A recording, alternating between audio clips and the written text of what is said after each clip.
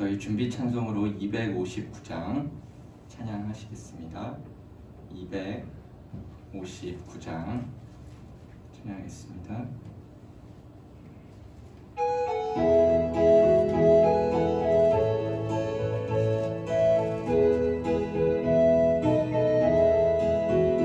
예수 십자가에 흘린 피로써 그대는 씻기어 있는가? 더러운 죄 회개하는 능력을 그대는 참으지 않은가? 예수의 보혈로 그대는 씻기어 있는가? 마음속에 여러가지 죄악이 깨끗이 씻기어 있는가? 주 예수와 밤낮으로 늘 함께 그대는 행동을 하는가? 아무 때나 어디서나 그대는 십자가 붙들고 있는가? 예수의 보혈로 그대는 씻기어 있는가? 마음속에 여러가지 죄악이 깨끗이 씻기어 있는가?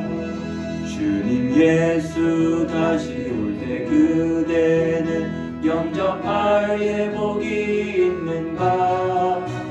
그대는 거룩한 곳 성국에 들어갈 준비가 됐는가? 예수의 보혈로 그대는 씻기어 있는가? 마음속에 여러가지 죄악이 깨끗이 씻기어 있는가? 모든 죄에 더러워진 예복을 주 앞에 지금 다 벗어서 샘물같이 솟아나는 보혈로 눈보다 더 이게 씻으라. 예수의 보혈로 그대는 씻기어 있는가? 마음속에 여러가지 죄악이 깨끗이 씻기어 있는가? 사도신경 하심으로 수예배를 하나님께 올려드리겠습니다. 전능하사 천지를 만드신 하나님 아버지를 내가 믿사오며 그 외아들 우리 주 예수 그리스도를 믿사오니 이는 성령으로 잉태하사 동정녀 마리아에게 나시고 본디오 빌라도에게 고난을 받으사 십자가에 못 박혀 죽으시고 장사한 지 사흘 만에 죽은 자 가운데서 다시 살아나시며 하늘에 오르사 전능하신 하나님 우편에 앉아 계시다가 죄로서 산자와 죽은 자를 심판하러 오시리라. 성령을 믿사오며 거룩한 공회와 성도가 서로 교통하는 것과 죄를 사하여 주시는 것과 몸이 다시 사는 것과 영원히 사는 것을 믿사옵나이다. 아멘. 찬송가 369장 찬양하시겠습니다. 369장입니다.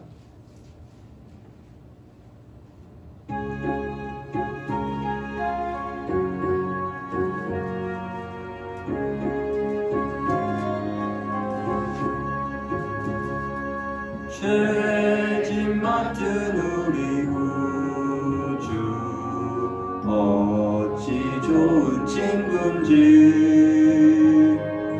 걱정 근심 무거운 짐 우리 주께 맡기세.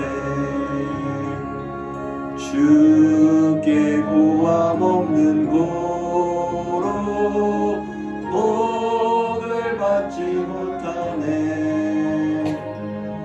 사람들이 어찌하여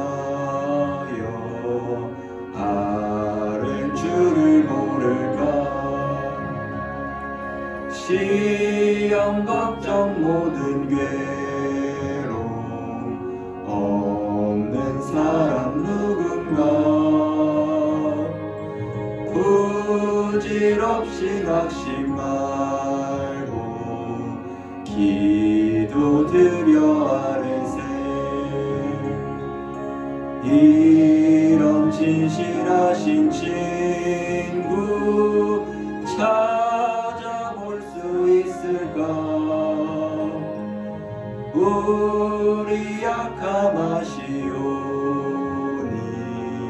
어찌 아니하를까?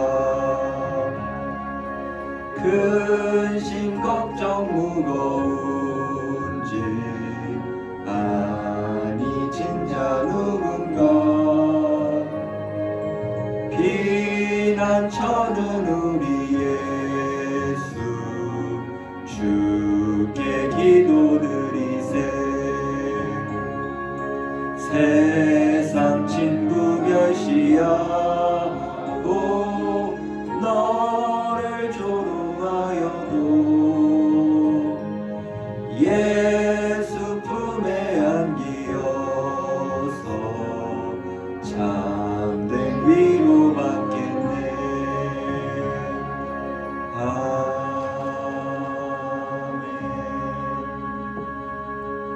김희복 권사님 기도해 주시겠습니다. 기도드리겠습니다. 나의 구원자가 되시고 빛이 되신 주님을 찬양합니다. 주님 없이는 살 수 없는 저희들, 너무나 부족한 인간에게 주님을 의지하며 주님만 바라봐야 하는데 그렇지 못하고 있음을 고백합니다. 혈기와 분노를 조절하지 못하고 내 뜻을 강조하며 교만했던 모습들을 보며 이 시간 회개합니다. 주의 보혈로 깨끗하게 씻어 주시옵소서. 주님은 서로 사랑하며 온유하라고 하셨지만 순종하지 못함도 용서하여 주옵소서. 사랑의 하나님 아버지, 저희들에게 그보다 귀한 믿음을 허락하여 주시옵소서. 성도 간에 서로 사랑하며 이해하며 주님의 기쁨 되기를 원합니다. 기도의 영을 부어주사 모든 일에 기도로 승리하게 도와주시옵소서. 엘교회 2023년 새로운 일꾼들을 세워주셔서 감사합니다. 각자에게 맡겨진 직분을 하나님이 주시는 은혜로 잘 감당하여 주님께 영광 돌리는 성도들이 다 될 수 있도록 축복하여 주시옵소서. 담임 목사님의 새해 목회 계획도 주님 뜻 안에서 잘 이루어지게 하시고 부교육자님 모두에게도 성령 충만함과 가정의 평안과 건강을 주셔서 2023년 한 해 동안 맡겨주신 사역을 잘 감당하실 수 있도록 인도하여 주시옵소서. 믿음의 기도는 병든 자를 구원하리니 주께서 그를 일으키리라 하셨사오니 저희 성도들의 기도를 들어주시옵시고 고통 중에 있는 에일의 한우들의 병을 고쳐주시옵소서. 항암 치료 중에 있는 이재일 집사님, 하나님께서 특별한 은혜를 허락하여 주시옵시고 기적같이 치료되는 놀라운 역사 있게 하여 주시옵소서. 아멘. 이 나라에 세우신 대통령과 유정자들이 하나님을 믿으며 모든 국정 가운데 정의와 공의롭게 운영하게 하시고 국민들이 편안하게 살며 한국교회가 부흥하여 세계 열방을 품고 선교 대국이 될 수 있도록 도와주시옵소서. 이 시간 말씀을 전할 윤명철 강도사님께 말씀의 능력을 더하여 주시옵시고 저희들은 큰 은혜 받는 귀한 시간이 되게 도와주시옵소서. 아멘. 감사드리며 예수님의 이름으로 기도합니다. 아멘. 오늘 함께 보실 말씀은 창세기 3장 1절부터 6절까지의 말씀입니다. 제 성경책으로는 구약 3면에 있습니다. 창세기 3장 1절부터 6절까지 한 절씩 교독하시겠습니다. 1절입니다. 그런데 뱀은 여호와 하나님이 지으신 들짐승 중에 가장 간교하니라. 뱀이 여자에게 물어 이르되 하나님이 참으로 너희에게 동산 모든 나무의 열매를 먹지 말라 하시더냐.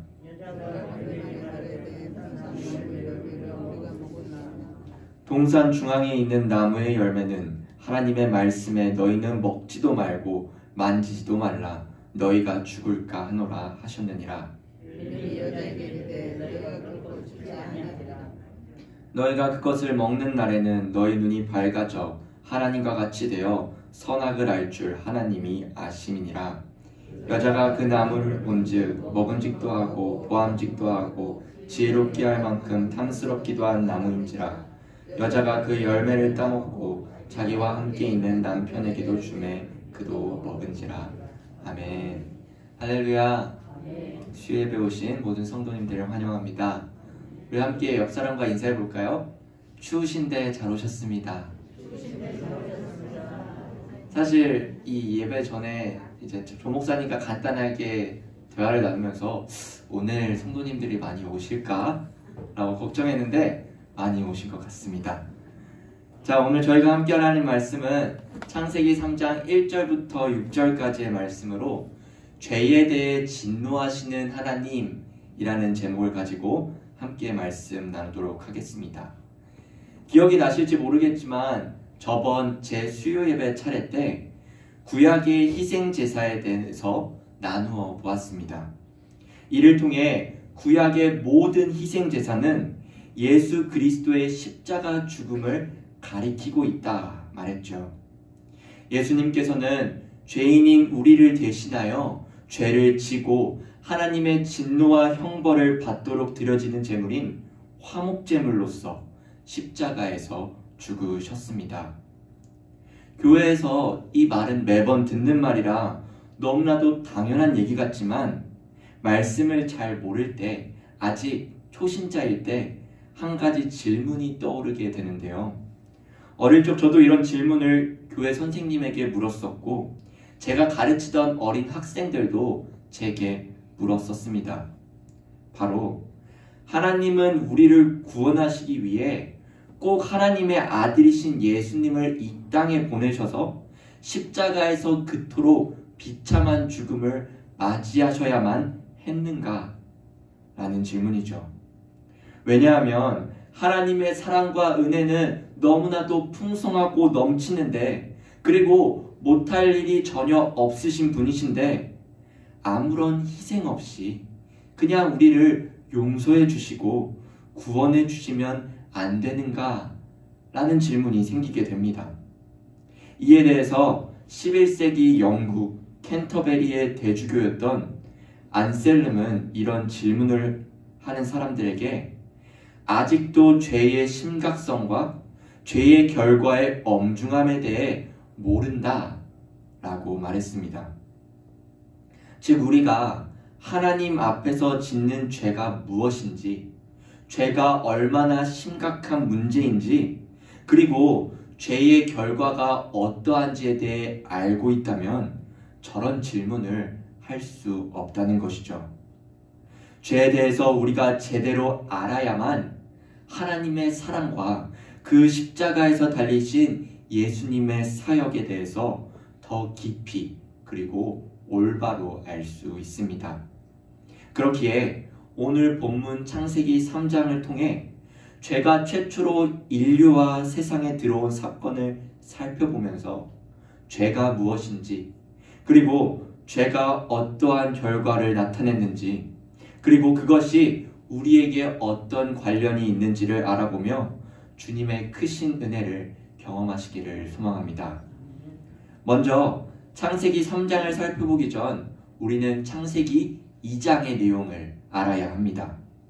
창세기 2장에서 인간을 창조하신 하나님은 이 에덴 동산을 마련하시고 인간을 그곳에 두어서 동산에 있는 모든 것을 다스리며 지키도록 하십니다. 하나님께서 뜻하신 대로 사람을 이 하나님의 피조물로서 이 땅을 다스리는 하나님의 대리 통치자로 세우신 것이죠.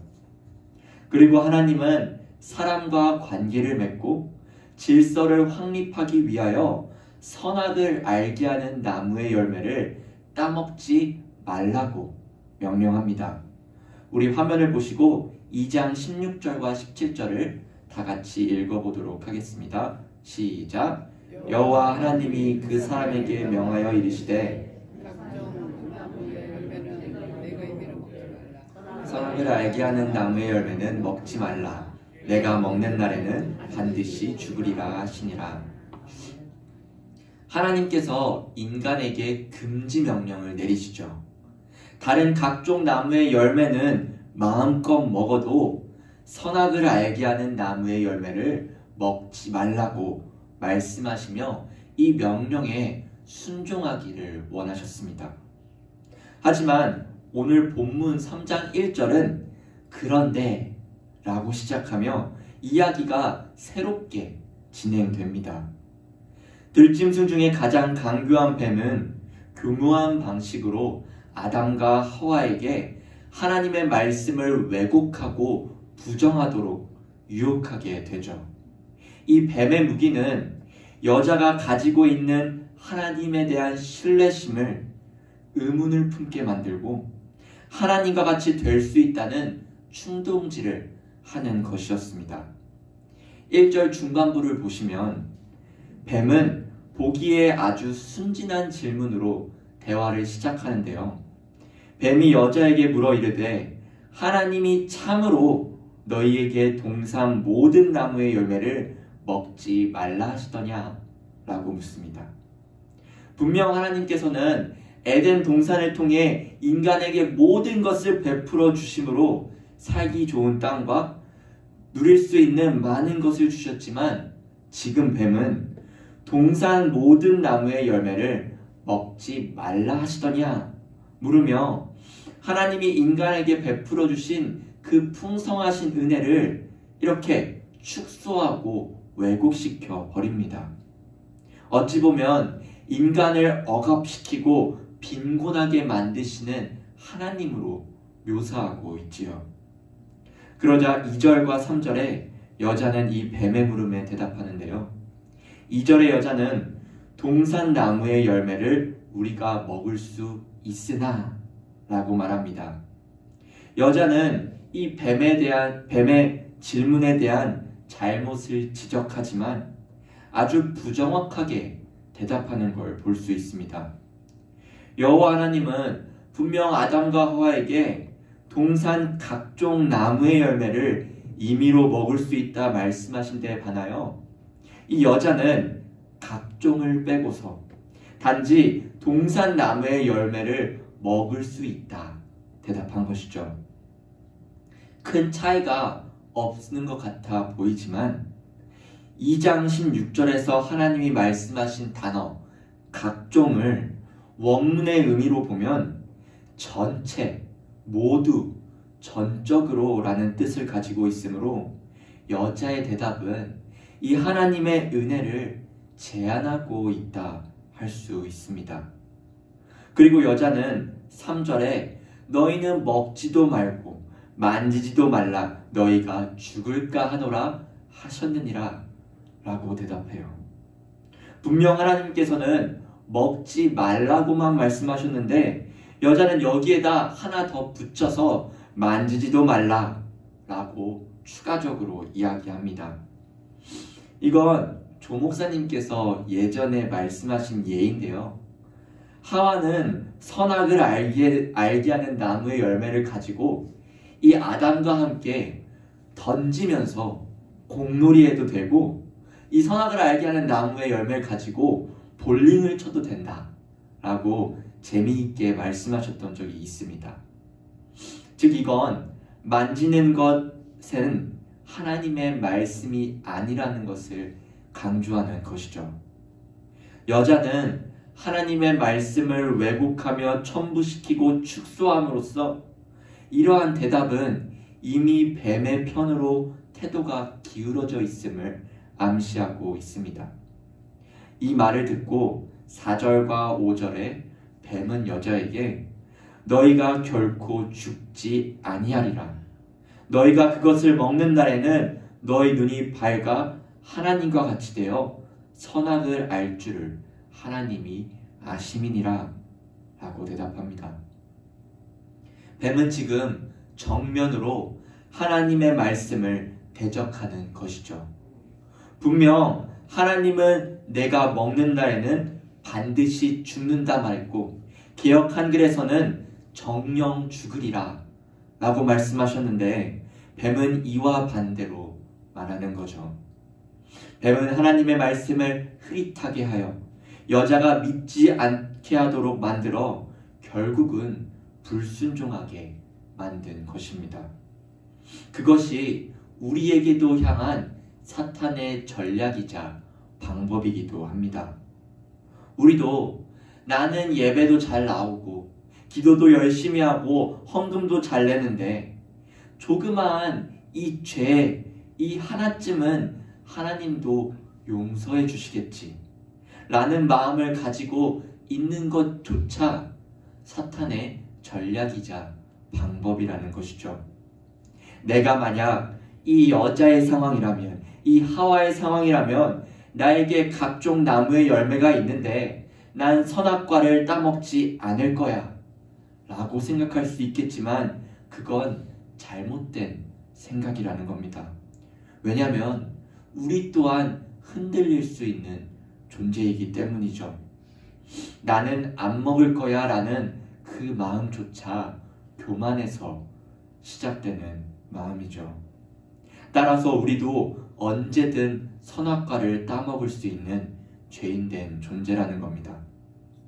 뱀은 계속해서 여자에게 5절에 너희 눈이 밝아져 하나님과 같이 되어 선악을 알 줄 하나님이 아심이라 라고 말하지만 이는 하나님을 떠나서 독립적인 존재가 되면 하나님처럼 된다는 유혹입니다.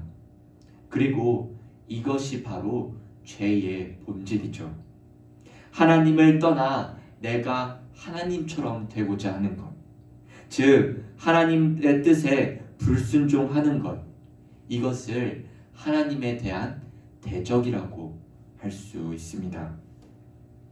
죄라는 단어에 대해서 잠시 더 살펴보면 원문 히브리어는 하타라는 단어를 많이 사용하며 헬라어는 하마르티아를 많이 사용하는데요. 이 둘 모두 의미가 흡사한 단어로서 표적을 마치지 못함이란 뜻을 가지고 있습니다. 흔히 우리는 관역을 설명하며 마치지 못하고 빗나간 상황을 이야기하지요.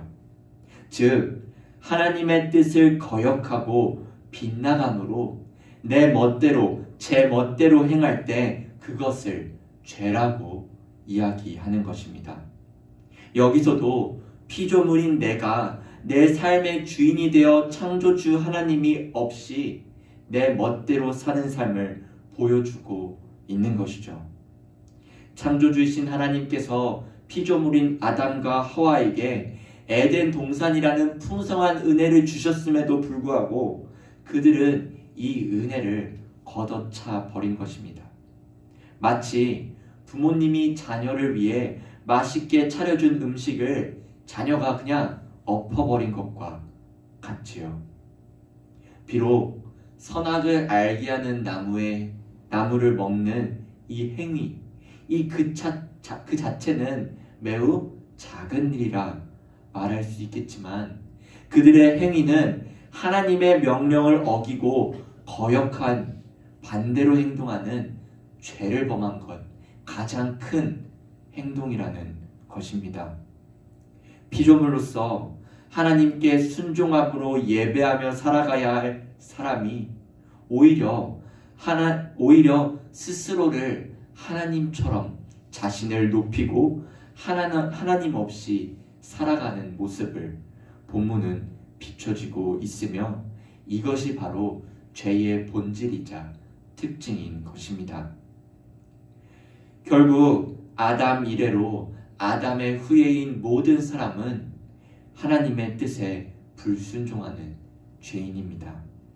그래서 성경은 의인은 없나니 하나도 없다고 말하죠.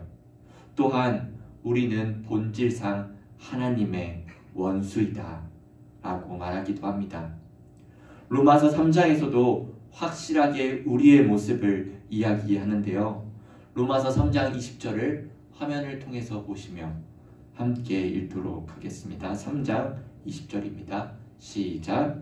그러므로 율법의 행위로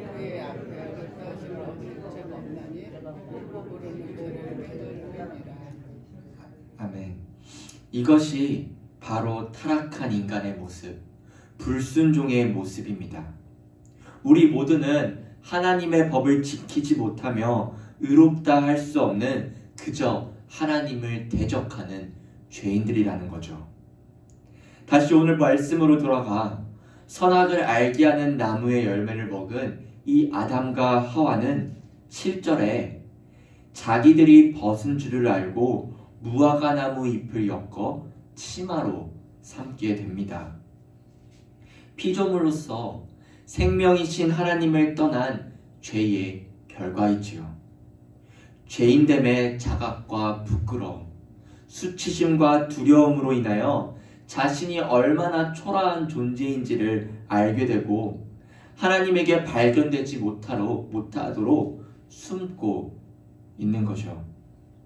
이건 우리도 동일하지 않습니까? 죄를 짓고 나면 약간 교회에 나가기도 무섭고 하나님 앞에 나가기도 너무 부끄러운 거죠. 그렇다고 우리 힘으로 죄를 해결할 수도 없기 때문입니다. 아담과 하와 또한 무화과 나무 잎을 엮어 자신의 힘으로 수치심과 두려움을 가려보려 했지만 하나님의 소리에 도망쳐 이 동산 나무에 숨어보기도 했지만 그것으로 자신의 죄를 해결할 수도 가릴 수도 없어 더욱 죄의 크기와 심각함을 감출 수 없었던 것입니다. 이 모든 일로 인해 피조물과 창조주의 관계는 깨지고 맙니다. 그뿐 아니라 창조주 하나님의 진노로 말미암아 죄인들은 형벌을 받게 되지요.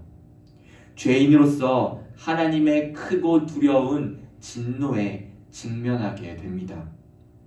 왜냐하면 하나님은 죄를 그냥 두고 보시는 분이 아니시기 때문이죠. 거룩하신 하나님은 반드시 죄를 벌하십니다. 완전하신 거룩함과 그 의로서 죄에 대해 일관되게 반대하시어 공의로 죄인을 심판하는 겁니다. 하박국 1장 13절은 이렇게 말합니다.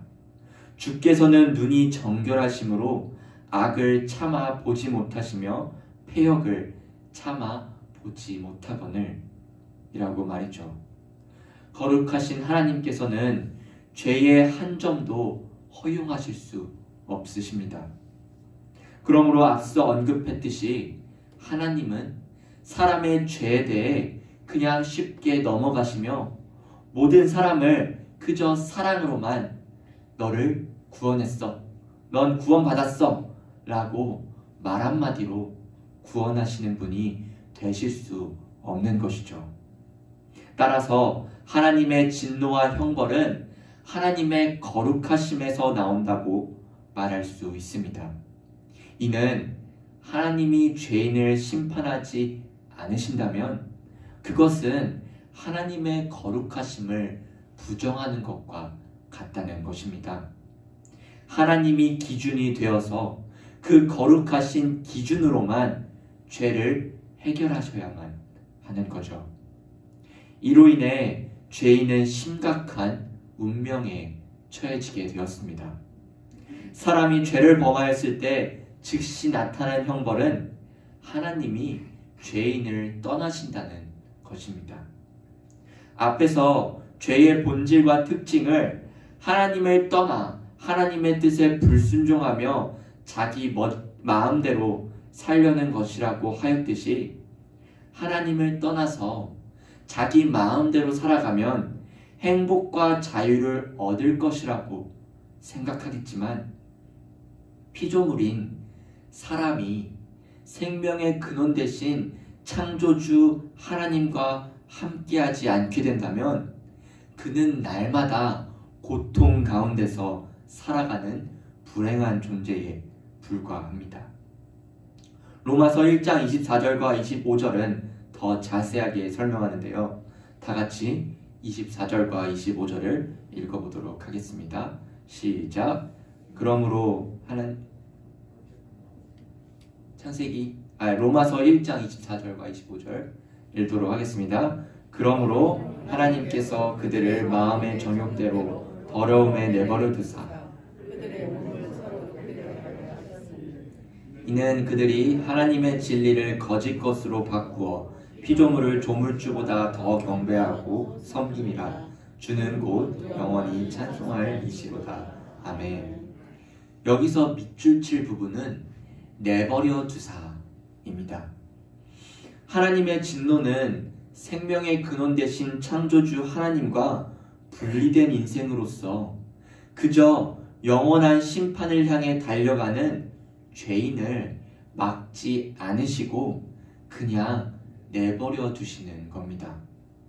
영원한 죽음의 길에서 막지 않으시고 내버려 두는 거죠.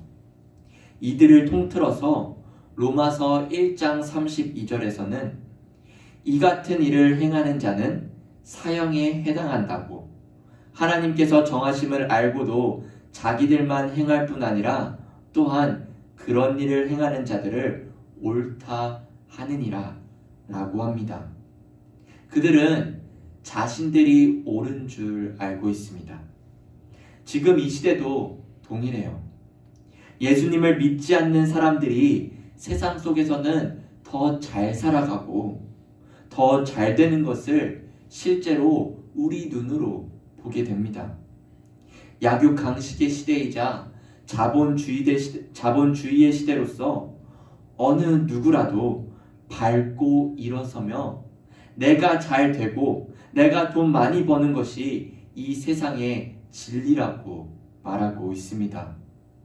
그러나 그리스도인 우리는 이들을 바라볼 때 저러한 모습들이 잘됨이 아니라 바로 하나님의 진노 가운데 내버려 두심의 벌이라는 것을 잊지 마시기 바랍니다.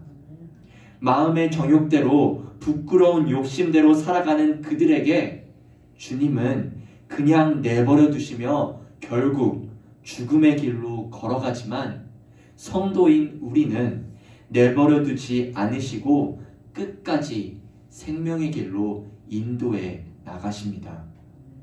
성경은 또한 죄의 결과의 형벌이 죽음이라고 선언합니다. 로마서 6장 23절은 이렇게 말합니다. 죄의 삭은 사망이요 하나님의 은사는 그리스도 예수 우리 주 안에 있는 영생이니라 라고 말이죠. 죄의 형벌로서 죽음은 세 가지로 나뉘어지는데요. 첫 번째 죽음은 영적 죽음으로서 앞서 얘기한 하나님과 분리된 상태이며 두 번째는 육체적 죽음입니다. 그리고 세 번째는 마지막 때에 하나님의 심판대 앞에서 영원한 죽음인 지옥 형벌인 것이죠. 영원한 죽음인 지옥 형벌은 하나님과 완전한 분리가 되어 구원의 소망이 이제는 전혀 없는 상태, 하나님 없이 고통 가운데 영원히 살아가는 상태라고 할 수 있습니다. 이 모든 것을 생각할 때 하나님 없이 살아가는 죄인의 삶은 하루하루 다 죽음이며 지옥이라는 것입니다. 그렇기 때문에 모든 순간이 다 절망이고 두려움 뿐이죠. 더군다나 우리의 죄는 그칠 줄 모르기 때문에 죄에 대한 하나님의 진노는 날이 갈수록 커져만 갑니다. 그렇다면 이제 결론을 내려 우리 같은 죄인은 어떻게 해야 하는가 라는 질문입니다. 어떻게 하면 이러한 죄와 그의 형벌에서 벗어날 수 있는 것일까요? 죄인 스스로는 불가능합니다. 21세기의 인간은 말도 안 되는, 정말 우리는 상상할 수 없는 엄청난 일들을 하고 있습니다. 하지만 하나님의 진노를 막을 수 있는 사람은 어느 누구도 아무도 없다는 거지요. 죄의 형벌을 벗어날 자는 아무리 뛰어나고 아무리 대단하고 아무리 돈이 많아도 할 수 없다는 것이죠.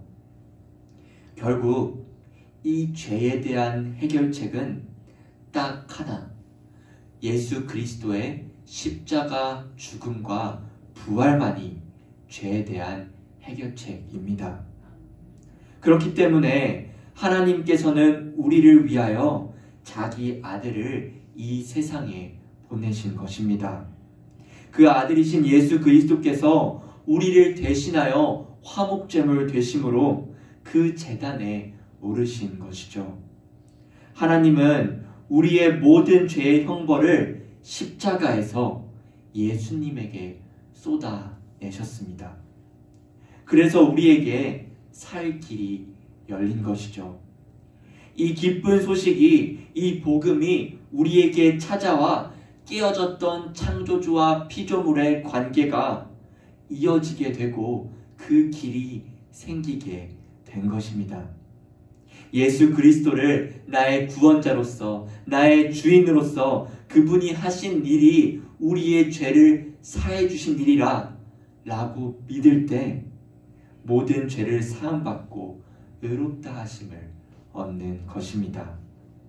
그러므로 우리는 죄와 죄의 형벌의 문제를 별것 아닌 양 생각하는 값싼 복음을 경계해야 합니다.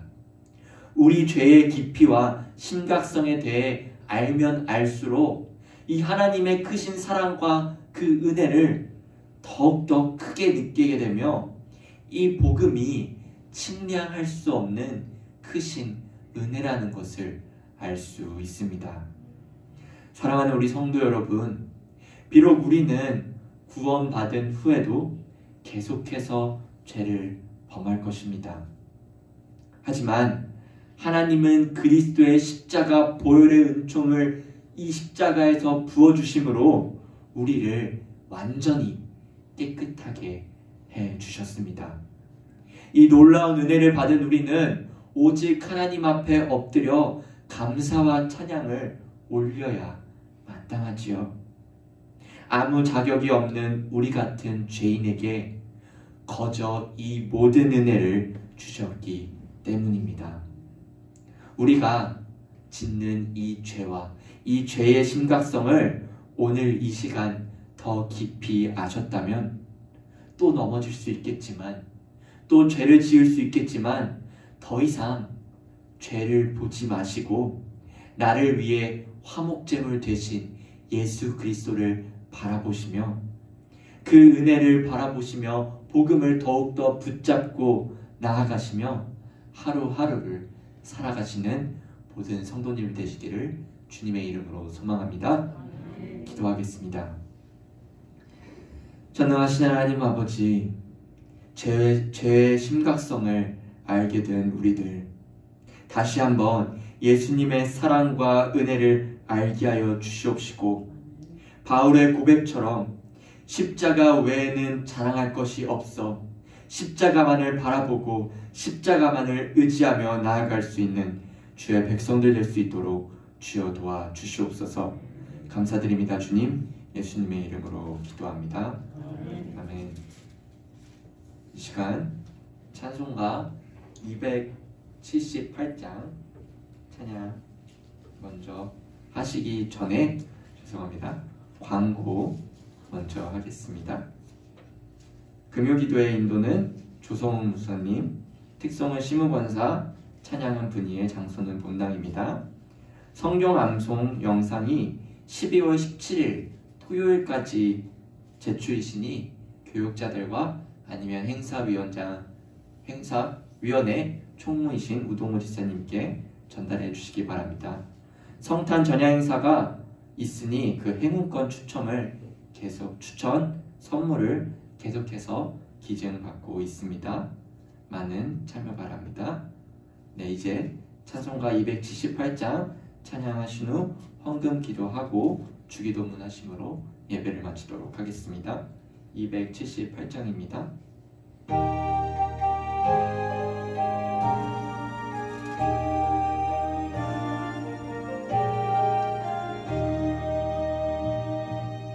여러 해 동안 주 떠나 세상 연락을 즐기고 저 흉악한 죄에 빠져서 주를 잊어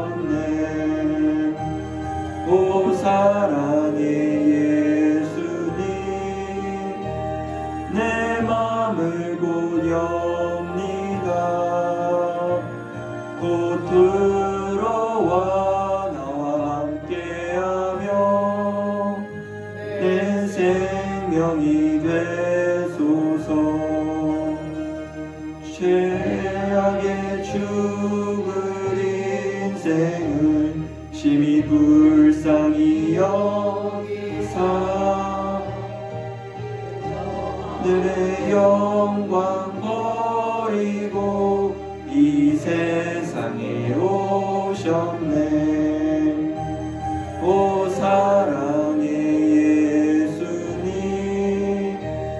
내 맘을 곧 엽니다.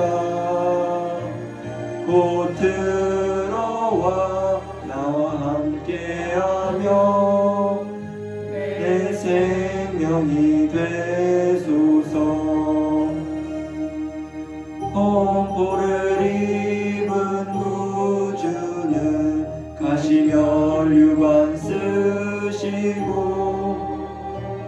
저 십자가 높이 달리사 그 아픔을 참았네. 오 사랑의 예수님, 내 맘을 곧 엽니다. 곧 들어와 나와 함께하며 내 생명이 되소서.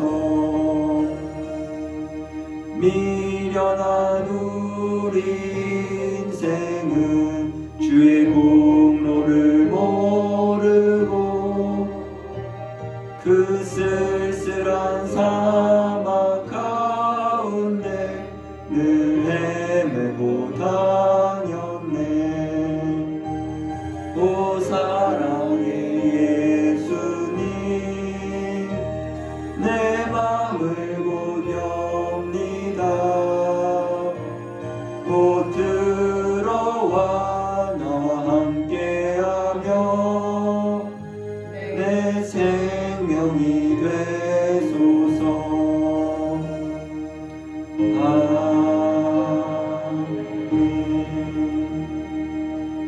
건강 기도하시겠습니다. 하나님 아버지, 오늘 이 시간도 하나님 앞에 나아올 때에 이렇게 예물을 드리고 정성껏 하나님께 올려드립니다. 특별히 감사헌금으로 드린 예물까지 있습니다. 주님, 이 예물을 드린 손길 가운데 하나님의 복을 허락하여 주시옵시고 하나님의 은혜를 더하여 주셔서 더욱더 예수 그리스도의 십자가 사랑과 은혜를 경험할 수 있도록 도와주시옵시고 이 예물을 통하여서 하나님의 나라와 그 뜻을 구함으로써 우리 에일교회가 먼저 하나님이 원하시고 바라시는 교회로서 성장해 나가며 더욱더 주의 복음을 위해 살아갈 수 있는 우리 모든 에일의 성도들 될 수 있도록 주여 도와주시옵소서. 감사드립니다. 주님, 예수님의 이름으로 기도합니다. 아멘. 하늘에 계신 우리 아버지여, 이름이 거룩히 여김을 받으시오며 나라의 임하옵시며 뜻이 하늘에서 이루어진 것 같이 땅에서도 이루어지이다. 오늘날 우리에게 일용할 양식을 주옵시고 우리가 우리에게 죄 지은 자를 사하여 준 것 같이 우리 죄를 사하여 주옵시고 우리를 시험에 들게 하지 마옵시고 다만 악에서 구하옵소서. 대개 나라와 권세와 영광이 아버지께 영원히 있사옵나이다. 아멘.